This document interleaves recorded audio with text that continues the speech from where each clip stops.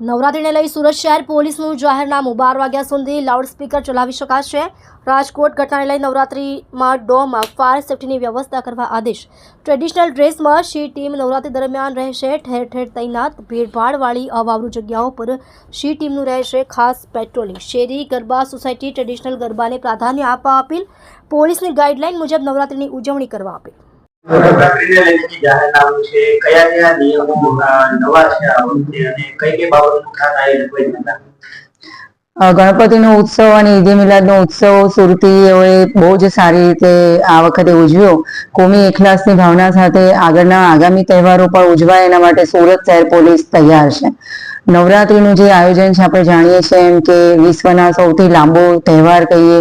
રાત્રિમાં ખૂબ મોડા સુધી શેરી ગરબાઓ ચાલતા હોય છે, તો આના માટે આપણે જાહેરનામામાં જે રાજ્ય સરકાર જે છે એ લાઉડ સ્પીકરની લિમિટ 10 વાગ્યાથી એક્સટેન્ડ કરીને 12 વાગ્યા સુધી કરવા માટે બહાર પાડે છે। એના આધારે સુરત શહેર પોલીસ કમિશનર તરફથી પણ આ જાહેરનામું બહાર પાડવામાં આવે છે। જે લાઉડ સ્પીકર માટે હોય છે, સરકારની જે નેમ છે એ પ્રમાણે શેરી ગરબાને પ્રોત્સાહન આપવા માટે શેરી ગરબામાં જે ગરબા મોડા સુધી ચાલતા હોય છે, જે વિધાઉટ લાઉડ સ્પીકર પરંપરાગત વાજિંત્ર ઢોલ નગારા સાથે વાગતા હોય તો એને બંધ કરવાની જરૂરિયાત હોતી નથી। ખાસ કરીને અવાવરૂ જગ્યાઓ જે હોય છે એની અંદર કોઈ છેડતીના પ્રશ્નો ના બને કે કોઈ અઘટિત ઘટના ના બને એના માટે અમારા બાઇક પેટ્રોલિંગથી માંડીને બોડી વોર્ન કેમેરા સાથે અમારી સી ટીમ જે છે પરંપરાગત વેશભૂષા સાથે અલગ અલગ જગ્યાએ તૈનાત રહેશે। ખાસ કરીને ઘોડેસવારની ટીમ પણ આ વખતે અમે યુઝ કરવાના છીએ। ડ્રોન સર્વેલન્સ પણ અમે આ વખતે યુઝ કરવાના છીએ।